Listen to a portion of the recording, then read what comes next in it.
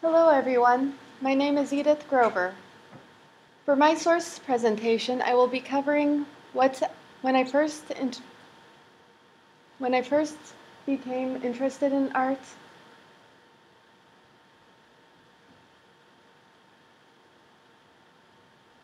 inspirations I've come across,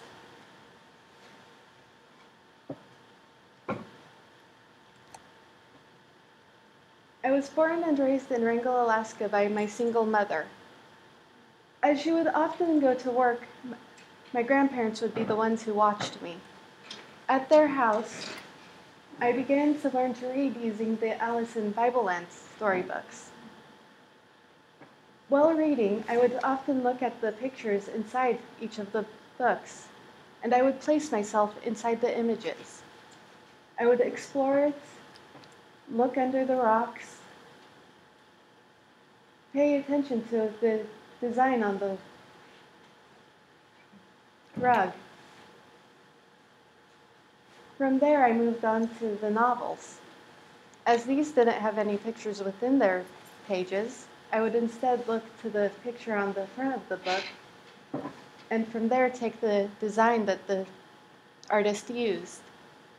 I would then use the words within the book to find out what's going on, build the picture, design it, until I had this whole world inside my mind.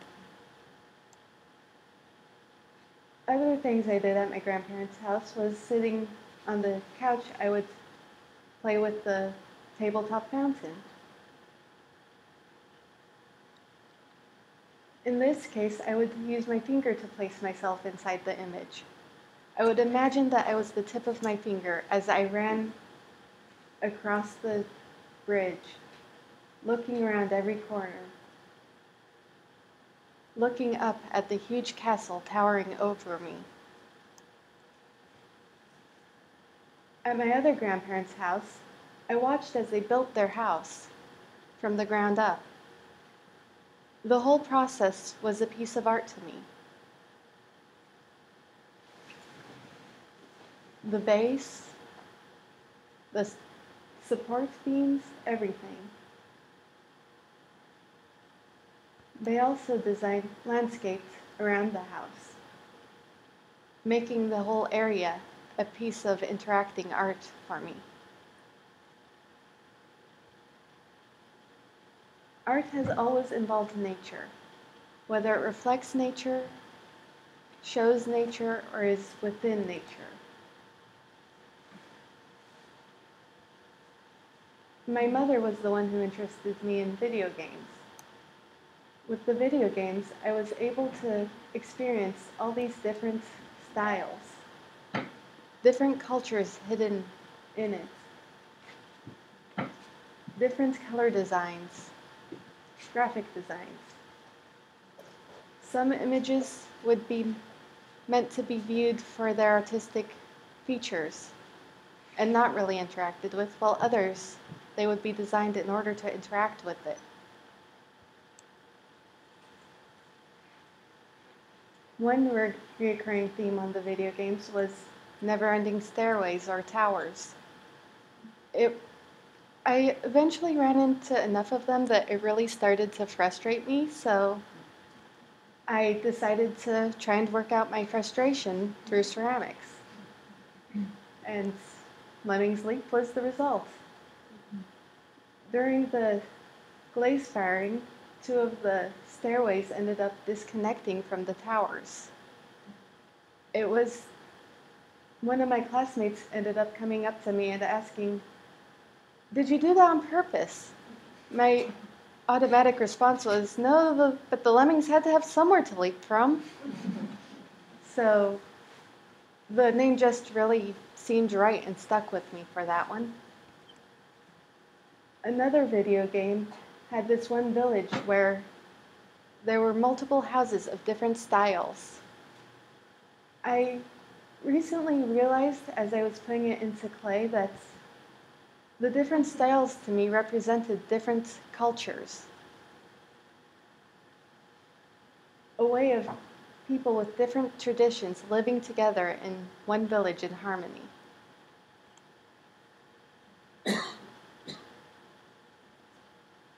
I've always enjoyed the thought of different cultures interacting and combining, bridging together to create something that's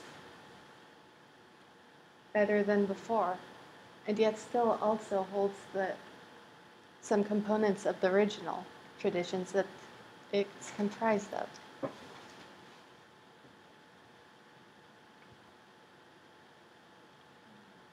Another inspiration actually,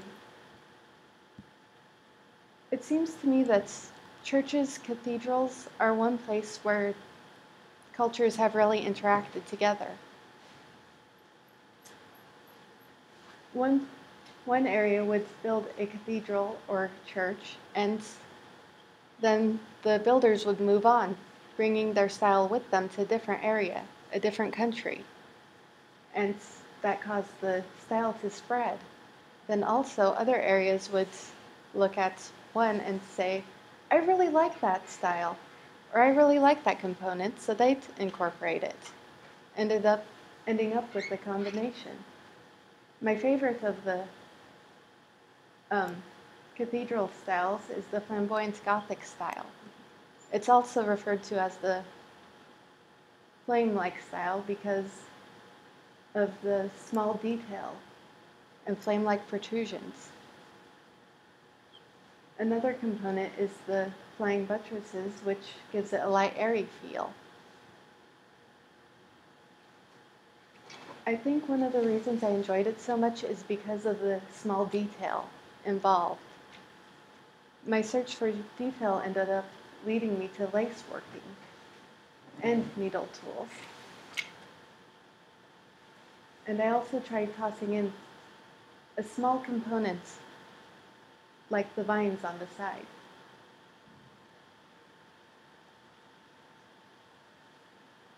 Churches and temples have always been a spot where people go to worship. They would pray for victory in war, pray to be prosperous, to ensure their survival. In a way, temples have always been places of peace, comfort, and protection. However, I ended up taking the Mayan temple, which is somewhat known for its blood sacrificing, and combining it with the Celtic knots, specifically the shield, which means protection.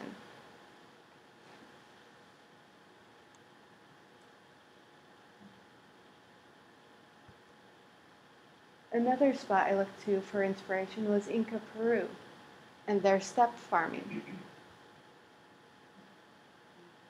The clean-cut area interested me and pulled me to it. Although I wanted it to be a bit more prosperous in terms of their plants. And the water flows from the well in a very logical path that some cultures have used in order to water their steppe farming areas. When I was working on one of my towers that required needle tool work for the bricks, a couple of my classmates came up to me and said, I'm just surprised you're not just making the individual bricks. My response, I make out individual bricks. While making this, I really wanted it to be able to be interacted with. So that if you had a little figurine, he could go into there, open the door, take some bread off the table to go on his journey with.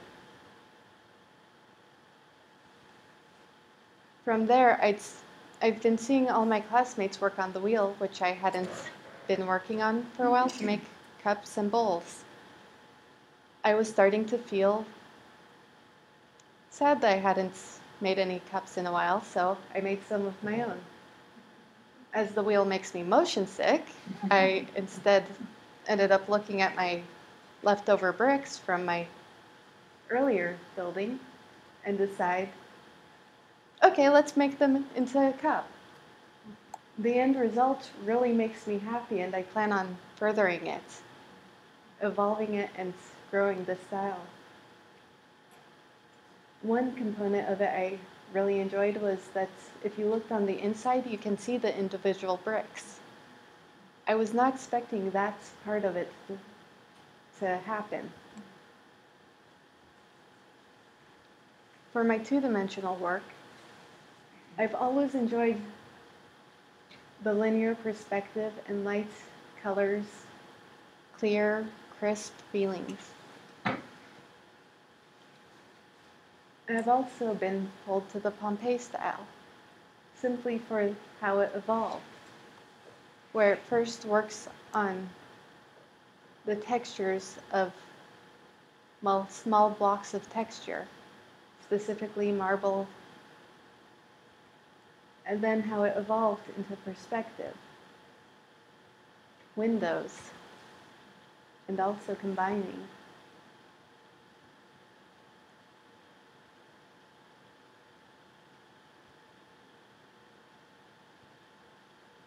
Although I enjoy working on detail, I also like going back to something simple to give me a break, so that when I next work on detail, I'll have been refreshed. It won't overwhelm me, and I'll be able to focus more. I also enjoy going out and looking at the world around us, seeing what forms are hidden within it, and how it could be translated into a building, into a painting.